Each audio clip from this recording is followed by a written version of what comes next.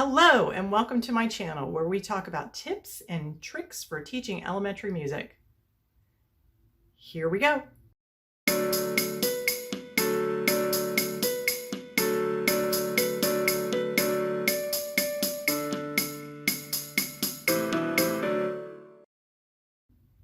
So today's video is all about choosing songs and what do you do with the song.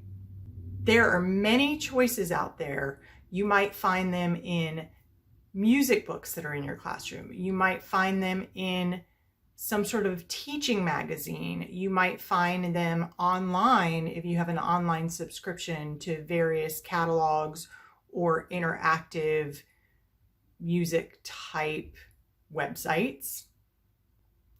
No matter where you find your songs, you still need to go through and evaluate the song for its use, evaluate it for voice range. Could it be a singing song? Evaluate it for lyrics, evaluate it for form, tempo, accompaniment. How singable is it? Is it fun? Is it easy for you to arrange? These are all the things that you need to look at when you look at a song. So we're going to start with the basics. I just so happen to have a music book right here. I'm not going to show you what it is or who the publisher is or even what page I'm looking at, but this is where I would start. Is I would go into the music book and I would look through various songs and kind of evaluate them based on those measures that I told you about, which we're going to go through individually again. And I would say, oh, this song on such and such a page, oh, that looks like it would be something that I might want to do with such and such a grade level. And I could do this with it and that with it and all that. So that's what we're going to go through. So because of copyright issues, I will not be playing any copyrighted music. I will also not be referring to any copyrighted music, which is one of the reasons I'm not showing you this particular book, which is from a series.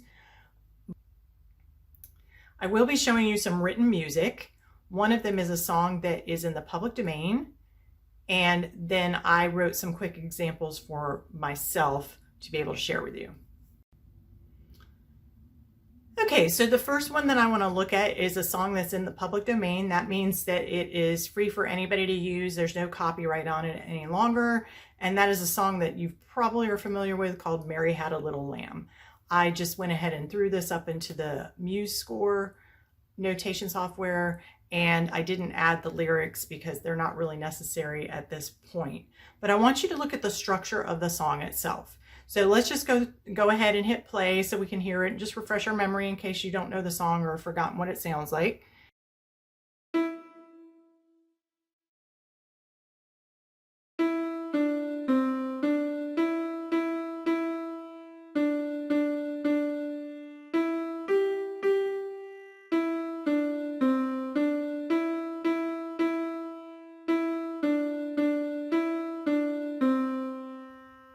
So let's look at the basic structure of it. All right, so it's moving by steps, repeats, repeats, a skip, steps, repeats, steps, repeats, and steps. So is this song singable for pretty much every grade level? Sure, because the intervals are not very difficult and the range is very good. So any grade level can sing this, even your kindergarten students. They don't have to have a big range to sing it.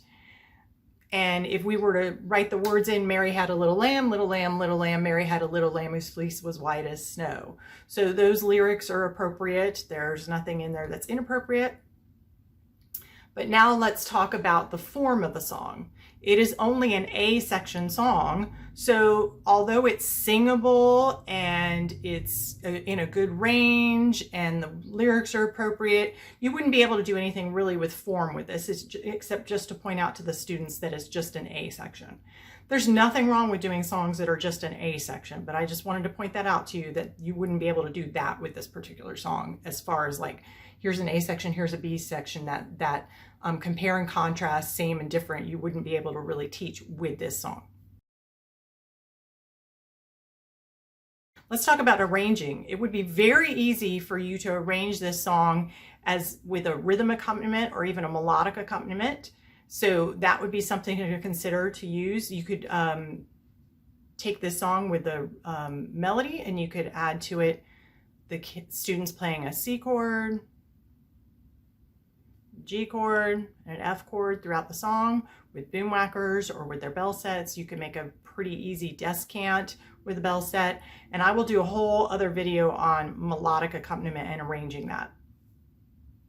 Rhythmic accompaniment, it would be pretty easy. You could have them play the written rhythm that's right there, or you could do something like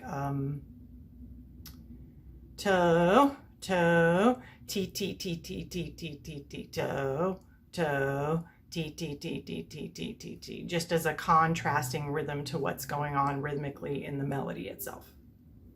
Okay, let's look at some examples that I wrote because I want to show you something different from the small range, steps, close by skips, and repeats.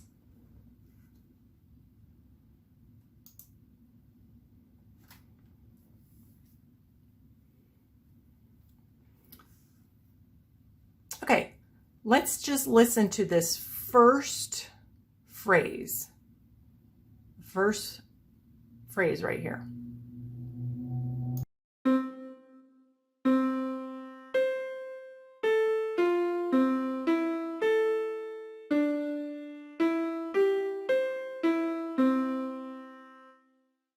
So you can see that I have some bigger intervals in there, some octaves, some leaps, a lot of skips going on in there.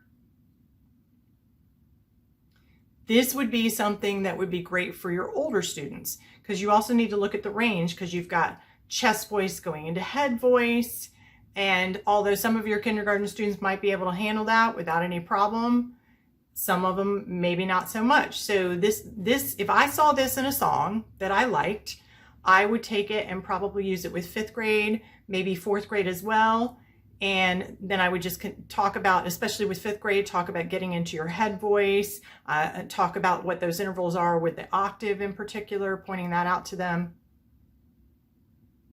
And with that first example there, the one that I just played for you, you could easily come up with some sort of rhythmic accompaniment to go along with that, or even some melodic accompaniment to go along with that if you wanted the students to play instruments with it at some point. We can't talk about lyrics really at all at this point because I didn't put any lyrics in there. Okay, let's look at the second example.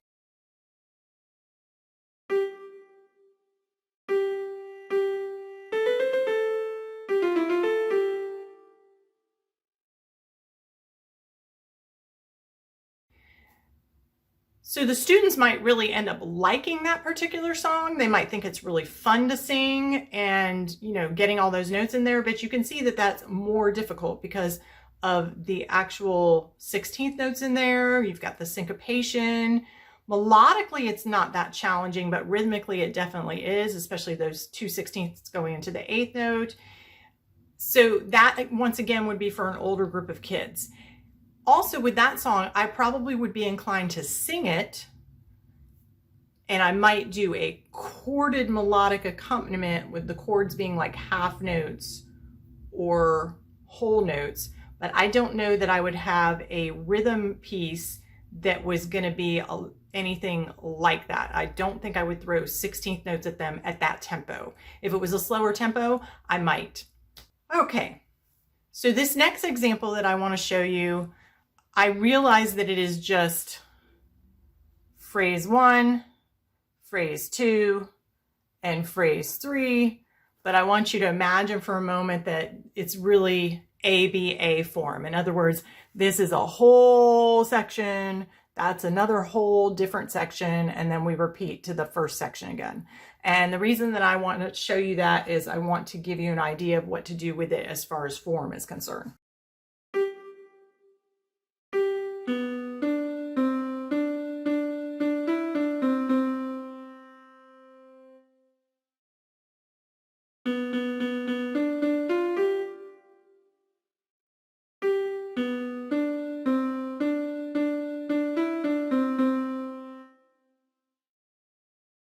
Okay, so it's in a really close singing range. So most of your students should be able to do that and match the pitch without any issues. The eighth notes might be challenging depending on the tempo, depending on what the words are. If there's a lot of words in there, as once again, I didn't put any words in there, but that could be challenging depending on what group of students that you're doing. But if the words were repetitive, then that might be fine for the younger students to sing. But I probably, just looking at this melody, I would probably aim this for like a second or a third grade class, because whatever those words are that are going with those eighth notes, they should be able to do that okay. The tempo's decent enough for that, and the vocal range is good, and they might even have fun doing it. So let's talk about form where this is concerned. So if we were to call this, once again, I know these are just phrases, they're not whole sections, but if we were to call that A, this B, and that A, so when you're making any melodic accompaniment or rhythm accompaniment, you could, maybe this one will be, maybe this accompaniment would be ti ti ta, ti ti ta, ti ti ti ti ti ti ta. And this would be to, and then you come back to the A, ti ti ta, ti ti ta, ti ti ti ti ti ti ta, sa, sa, sa, sa, or something like that. That's what you're looking for when you're looking at the melody of a song, is you are looking for the range, you're looking for the difficulty level interval-wise, difficulty level rhythm-wise. You are also looking for the lyrics to see whether or not they're appropriate for school. One thing I do want to say to you, just because you have these books in your classroom doesn't mean that everything that's in it is appropriate for school or appropriate for your students.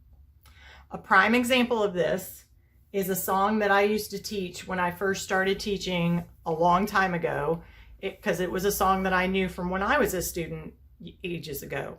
And it was, I Know an Old Lady Who Swallowed a Fly. And if you know that song at all, one of the lines says, I know an old lady who swallowed a fly. I don't know why she swallowed the fly. Perhaps she'll die.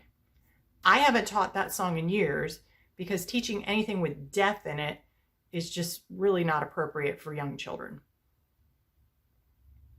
So you do have to pay attention to the lyrics, even if it's in a song that is in a book that's in your classroom that's supposedly for teaching said grade level.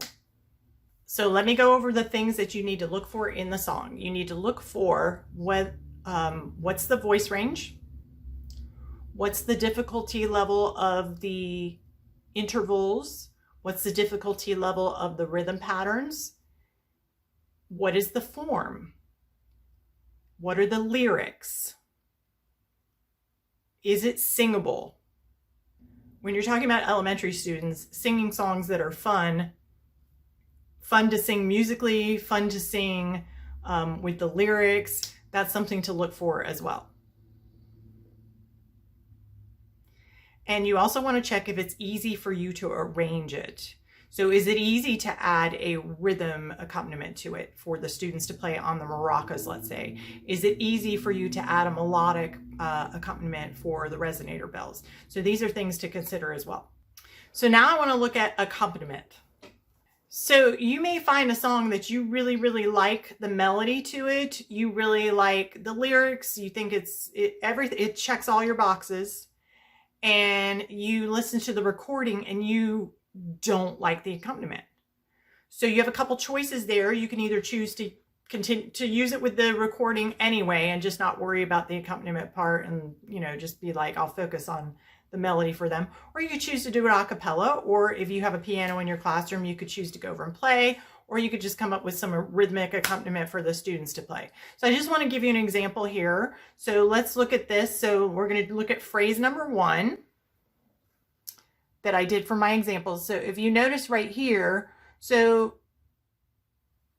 I didn't have all 4 instruments playing at the same time.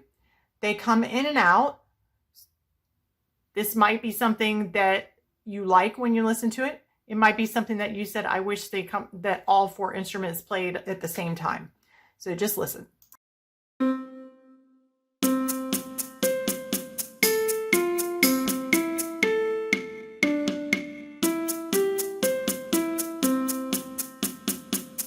So I did not take the time to write chorded accompaniments to this or put it on a grand staff at all. I just threw in some percussion instruments, classroom percussion instruments as accompaniment.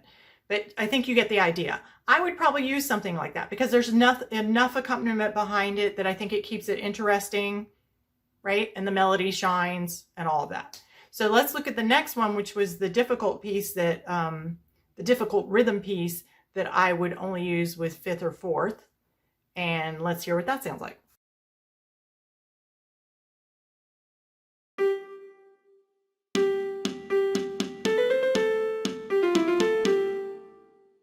So if I heard that on a recording and all it had was a drum going on with it or something just very sparse like that, I might be like, gee, you know, I'm not crazy about that particular recording, and I'll do that one a cappella.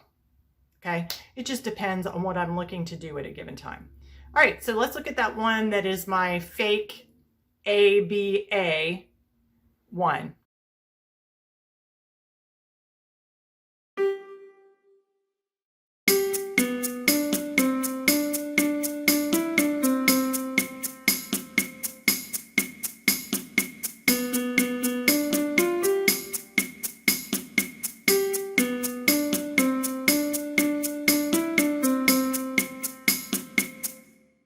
So in that one, I kept all 4 accompaniment instruments going in the same time in each measure, and I think it adds texture to the song. So if I came across that as a recording, I'd probably be like, oh yeah, I like that accompaniment. It's, you know, there's enough going on that it'll keep it interesting for the students.